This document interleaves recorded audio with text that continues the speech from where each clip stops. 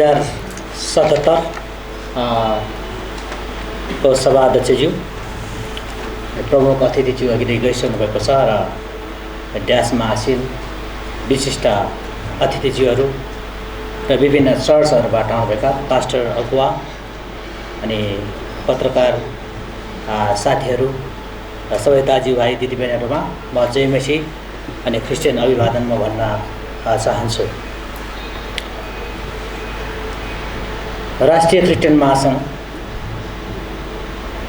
एउटा political right based organisation हो। मैले सुरुदेखि यो भन्दै आएको छु। यी राष्ट्रिय क्रिस्चियन महासंघले क्रिस्चियनहरूको हक हितको लागि यसले बहस पैरवी यसले गर्दै आएको छ। त्यही कारण जब हामी राइटको कुरा गर्छौँ, राइटको कुरा गर्ने बित्तिकै यो चाहिँ पोलिटिकल अर्गनाइजेसन है, पोलिटिकल पार्टी होइन तर पोलिटिकल अर्गनाइजेसन।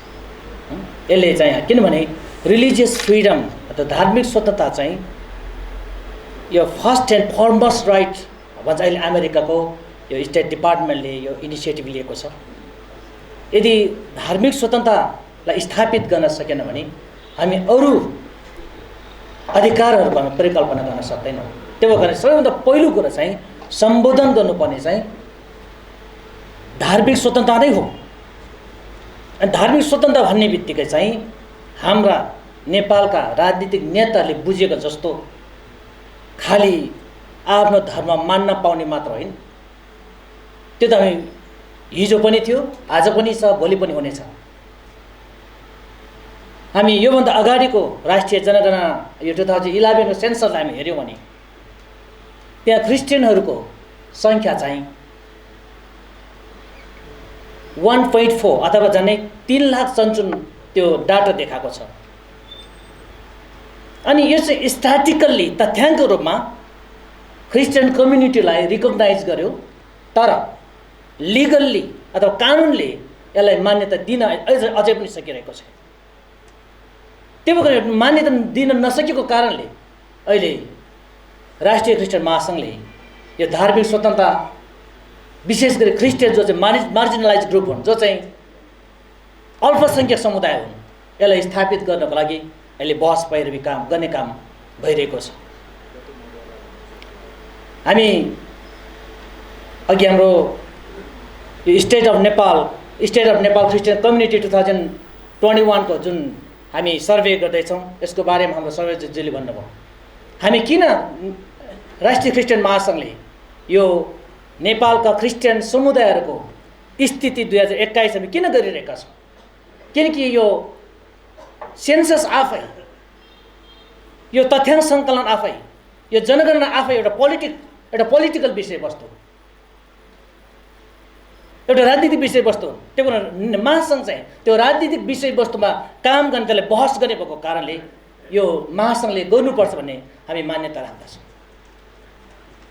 यसले त्यसको पछाडिको ऱ्यासनालिटी, त्यो पछाडिको उद्देश्य, त्यसको सिग्निफिकेन्ट के हो, हामीले किन 2078 सालमा गर्नुपर्ने, किन 2079 सालमा किन गर्न नहुने, किन 80 सालमा गर्न नहुने, किन योभन्दा अगाडि गर्न नहुने, किन हामी 78 सालमा, किनकि हामी स्टेटलाई हामी इन्फ्लुएन्स दिन चाहन्छौँ, प्रभाव दिन चाहन्छौँ। किनकि धार्मिक स्वतन्त्रता लागि नेपालमा आजसम्म कुनै पनि राजनीतिक पार्टीले अफिसियल्ली क्रिस्चियनहरूको हक हितमा मैले बोलेको चाहिँ पाएको छैन। हाम्रो अङ्काजी दाइ हुनुहुन्छ यहाँ, उहाँले बेला बेला उहाँले आफ्नो व्यक्तिगत विचारहरू राख्नुहुन्छ, तर पार्टीगत अफिसियल स्टेटमेन्ट क्रिस्चियनहरूलाई हुनु कसैले पनि अहिले बोलेको म पाइदिनँ। तर म कहिलेकाहीँ भन्छु नेपालको पोलिटिक्सलाई चाहिँ म पोल्युटेड ट्याक्टिक्स भन्छु। Not politics, polluted tactics. सुरुमै कसरी दूषित मानसिक राखेर कसरी आफ्नो स्वार्थ पुरा गर्ने,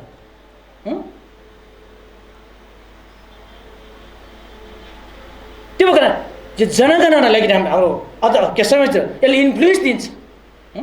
हामी यसको वैधता, हामी यस सर्वेको चाहिँ वैधता पनि हुनुपर्छ। तथ्याङ्क विभागसँग अहिले कोअपरेसन गरिरहेका छौँ, संयोजन गरिरहेका छौँ। अनि यसको मान्यता, यसको लिगल रिकग्निसन लिगल भ्यालिडिटी यसको हुनुपर्छ, स्टेटले यसलाई रिकगनाइज गर्नुपर्छ। अहिले हाम्रो आवाज के छ भन्दाखेरि हामी 3 लाख मात्र होइनौँ, हामी 3 लाखभन्दा बढी छौँ। कमल थापाले यहाँ 40 लाख पुग्यो भनिरहेको छ, त्यसको डाटा खोइ। उहाँलाई एकातिर क्रिस्चियनबाट चिन्ता छ, अर्कोतिर चर्चमा गएर उहाँ भोट माग्नुहुन्छ। पोलिटिक ट्याक्टिक्स, दूषित जुक्ति भन्छ नि, होइन? त्यो कारण हामी पीडित भयौँ। अहिले कुनै पनि अघि यहाँ नवराज श्रीवाजीले भन्नुभयो, गोपालमान सेठले भन्नुभयो, उहाँले भन्ने जस्तो सजिलो छैन नेपालको एडमिनिस्ट्रेसन, नेपालको प्रशासन त्यति सजिलो छैन। सबै प्रोग्रामहरू, सबै चर्चका प्रोग्रामहरू सबै बन्द छन् अहिले, सबै बन्द छन्, गर्न पाउँदैन, बोल्न पाउँदैन। हिजो मात्र मलाई एउटा चर्चबाट एउटा फारम आयो, नेपालको चर्चहरूको चाहिँ के अरे डाटा सङ्कलन गरेर, कुनै त्यस्तो अथेन्टिकेसन छैन, न माथिको आदेश, न त्यसको कसले पठाउन, न त्यसको लोगो छ, न त्यो पठाउने संस्था इन्स्टिट्युसनको नाम छ, न छाप छ। अनि के भन्छ प्रहरी आएर, तैँले 4 बजीभित्र यो बुझाउनु पर्छ। थ्रेट, डर, त्रास, यसको लागि हामीले इन्फ्लुएन्स दिनुपर्छ स्टेटलाई। यसको लागि हाम्रो भ्यालिडिटी हुनुपर्छ। केही समय अगाडि अमेरिकामा चुनाव भयो राष्ट्रपतिको, डोनाल्ड ट्रम्पले भन्दै थियो अमेरिकालाई यति शक्तिशाली बनाउनमा इन्डियन हिन्दूहरूको ठुलो भूमिका छ। त्यो कारणले अब उसो इन्डियन हिन्दूहरू वासिङटनको सच्चा मित्र हुनेछ। नेपालमा कहिले त्यो दिन आउला? नेपालका नेताहरूले सिंहदरबारको क्रिस्चियनहरू सच्चा मित्र हुनेछन् भनेर राष्ट्रिय मानवाधिकारले आजसम्म चुइक्का एउटा शब्द बोलेको देखिँदैन। एउटा क्रिस्चियन पक्राउ गर्दाखेरि, एउटा चर्च बन्दाखेरि, एउटा चर्च चलाउँदाखेरि एउटा विज्ञप्ति निकालेर यो मार्जिनलाइज ग्रुप हो, धार्मिक सदस्य, युएनमा यो मानवाधिकारको परिषदमा नेपाल पुनः नियुक्ति भएको छ। तपाईँले कतिको याद गर्नुभएको छ? पुनः नियुक्ति मानवाधिकारको संरक्षण गर्नको, सम्मान गर्नको लागि। कहाँ छ मानवाधिकार?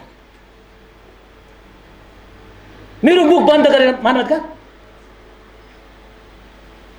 उसको धर्म बचाउनको लागि म चुप बस्नुपर्ने, उसको संस्कार बचाउनको लागि म चुप बस्नुपर्ने, मैले आफ्नो मुख बन्द गर्नुपर्ने? कहाँ छ मानवाधिकार? स्विडेनले के गर्यो, डेनमार्कले के गर्यो नेपाललाई? अस्तिको चाहिँ पिरियोडिक उसमा युएनको ह्युमन राइट उसमा पिरियोडिक रिपोर्ट नेपालले अहिलेको प्यानल कोडको धारा 155 त्यो दफा 155 158 156 तुरुन्त संशोधन गर्नुपर्छ। रिकमेन्डेसन युएनमा जेनेभामा छैन। के भन्छ नेपालले? झुट बोल्दैछौँ, हामी सबै धर्मावलम्बीलाई इक्वल ट्रिटमेन्ट गरिरहेका छौँ। झुट। आइसिसिपिआर